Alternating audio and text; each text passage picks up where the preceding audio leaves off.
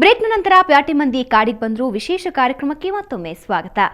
ಜಾರ್ವಾ ಮತ್ತು ಓಂಗೆ ಗುಂಪುಗಳ ನಡುವೆ ನಡೆದ ಈ ಟಾಸ್ಕ್ ತುಂಬಾನೇ ರಿಸ್ಕಿ ಟಾಸ್ಕ್. ಅದು ಯಾಕೆ ಅಂದ್ರೆ ಈ ಟಾಸ್ಕ್ ಅನ್ನ ಆದಿವಾಸಿಗಳು ಮರಣದಂಡನೆ ಶಿಕ್ಷೆಯಾಗಿ ನೀಡ್ತಾ ಇದ್ರು. ಅದು ಹೇಗಿರುತ್ತೆ ಅನ್ನೋದನ್ನ ನೀವೇ ನೋಡಿ. Welcome guys. Immunity is up for grabs.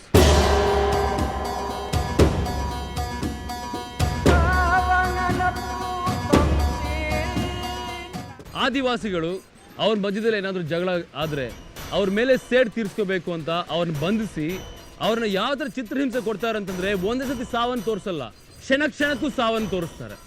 ಆ ಚಿತ್ರಹಿಂಸೆಗಳು ಯಾವ ಥರ ಇರುತ್ತೆ ಅಂತಂದರೆ ತುಂಬ ಕ್ರೂರವಾಗಿರುತ್ತೆ.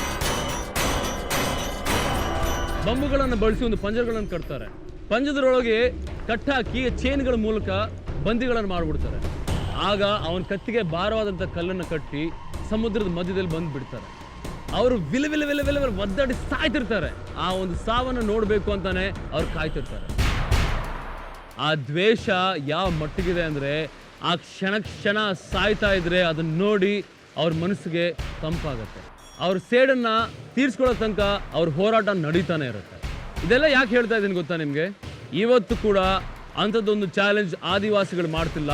ಇಲ್ಲಿ ನನ್ನ ಮುಂದೆ ನಿಂತ್ಕೊಂಡಿರೋ ಆಧುನಿಕ ಆದಿವಾಸಿಗಳು ಮಾಡ್ತಿದ್ದಾರೆ. ಈಗ ಸೇಡ್ ತೀರಿಸ್ಕೊಳ್ಳೋಕ್ಕೆ ಓಂಗೆಗಳು ಜಾರವ ಮೇಲೆ ಬರೋಲ್ಲ, ಜಾರವಗಳು ಓಂಗೆ ಮೇಲೆ ಬರೋಲ್ಲ. ಸೇಡ್ ತೀರಿಸ್ಕೊಳ್ಳೋವನು ನಾನು. ನಿಮ್ಮ ಮುಂದೆ ಒಂದು 6 ಬಂಬು ಪಂಜರಗಳು ಕಾಣಿಸ್ತಾ ಇದೆ. ಅದಕ್ಕೆ ಲಾಕ್ಗಳೆಲ್ಲ ಇದೆ. ನಿಮ್ಮನ್ನ ಒಳಗೆ ಕೂರಿಸಿ ಲಾಕ್ ಮಾಡಿಬಿಡ್ತೀನಿ. ಲಾಕ್ ಮಾಡಿ ಚೈನ್ ಮೂಲಕ ಎಲ್ಲ ಕಟ್ಬಿಟ್ಟಿರ್ತೀವಿ. ಪ್ರತಿಯೊಂದು ಪಂಜರದ ಕೆಳಗೆ ಒಂದು ಕೀ ಇರುತ್ತೆ. ಆ 5-6 ಕೀಗಳನ್ನು ಮೊದಲನೇ ಪಂಜರದ ಕೆಳಗೆ ಹಾಕ್ತೀನಿ. ಆಗ ನಿಮ್ಮನ್ನ ನೀವೇ ಕಾಪಾಡ್ಕೋಬೇಕು. ಯಾವ ಥರ ಗೊತ್ತಾ?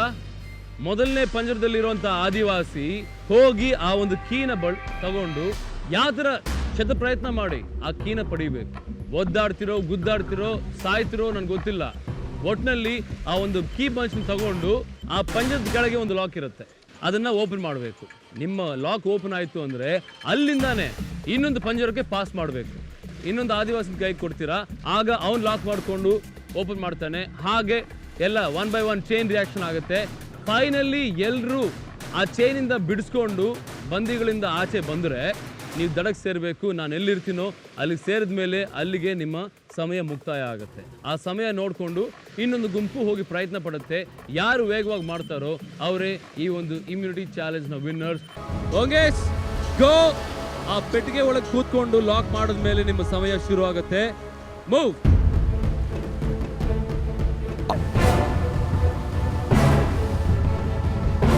6 ಮಂದಿ ಓಂಗೆಗಳು ಬೊಂಬಿನ ಪಂಜರದಲ್ಲಿ ಬಂದಿ.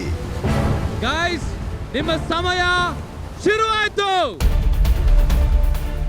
ಆ ಒಂದು ಕೀ ಪಂಚ್ಗೆ ಹುಡುಕಿ ಉಸಿರು ಬಿಗಿ ಹಿಡಿದು ಸಜೀವ ಜಲ ಸಮಾಧಿ ಆಗೋಕ್ ಮುಂದಾದ್ರು. ಕಣ್ಣುಗಳ ತುಂಬಾ ತುಂಬಿರೋದು ಜೀವ ಭಯ.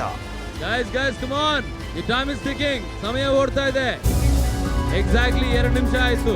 ಸಾವಿನ ದೀರ್ಘ ಮೆರವಣಿಗೆ ಮುಂದುವರಿತಾ ಹೋಯ್ತು. ಇನ್ನೂ ಕೀ ತಗೊಂಡಿಲ್ಲ ನೀವು. ಟೈಮ್ ಓಡ್ತಾ ಇದೆ. ನಿಮ್ಮ ಗುಂಪಿನವರು ತುಂಬಾ ಕಷ್ಟ ಪಡ್ತಾ ಇದ್ದಾರೆ, ಒದ್ದಾಡ್ತಾ ಇದ್ದಾರೆ. ನೋಡಿ, ಅಲೆಗಳು ಜಾಸ್ತಿ ಆಗ್ತಿದೆ. ಶರತ್ ಸಮಯ ಓಡ್ತಾ ಇದೆ. 4 ನಿಮಿಷ ಆಯ್ತು. ಒಂದು ಪೆಟ್ಟಿಗೆನು ಓಪನ್ ಮಾಡಿಲ್ಲ ಅಂದ್ರೆ ಇನ್ ಏನ್ ಮಾಡ್ತೀರಾ ಅಲ್ಲಿ? ಒಂದು ಪೆಟ್ಟಿಗೆ ಓಪನ್ ಮಾಡಿದ್ರೆ ಏನಾಗುತ್ತೆ? ಉಳಿದಿರುವಂತ 5 ಪೆಟ್ಟಿಗೆಗಳು ಏನಾಗಬೇಕು? Come on guys. ಓಂಗೆಗಳು ಇಡೀ ಗುಂಪಲ್ಲಿ ಬರೀ 2 ಮಾತ್ರ ಬಚಾವಾಗಿದ್ದಾರೆ. ಉಳಿದಿರುವಂತ 4 ಜನ ಹಾಗೆ ಕೂತಿದ್ದಾರೆ ಪೆಟ್ಟಿಗೆ ಒಳಗೆ.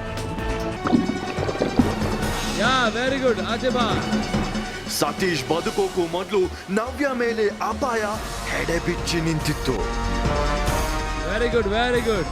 ಸರ್ಪರಾಯ ಆಚೆ ಬಂದ. ಈಗ 4ನೇ ಪೆಟ್ಟಿಗೆ. ರಾಧಿಕಾಗೆ ಕೀ ಸಿಕ್ತು. ಯಮಪಾಶದಿಂದ ಬಿಡಿಸಿಕೊಳ್ಳೋಕೆ ಯಮಯಾತನೆ ಪಟ್ರು ಸಾವಿಗೆ ಹೃದಯ ಅನ್ನೋದೆಲ್ಲಿದೆ. ಹೋರಾಡದ ಪ್ರವೀಣ್ ಇನ್ನೂ ಪಂಜರದಲ್ಲೇ ಇದ್ದ. ಆದಿವಾಸಿಗಳು ಕೊಡೋ ಶಿಕ್ಷೆ ಭೀಕರ ಅಂತ ಪ್ರವೀಣ್ ಕೊನೆಗೂ ಒಪ್ಕೊಂಡ.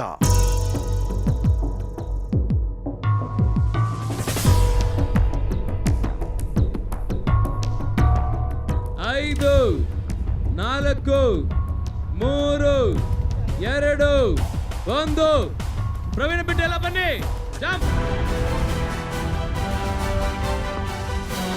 Come on, come fast, quick.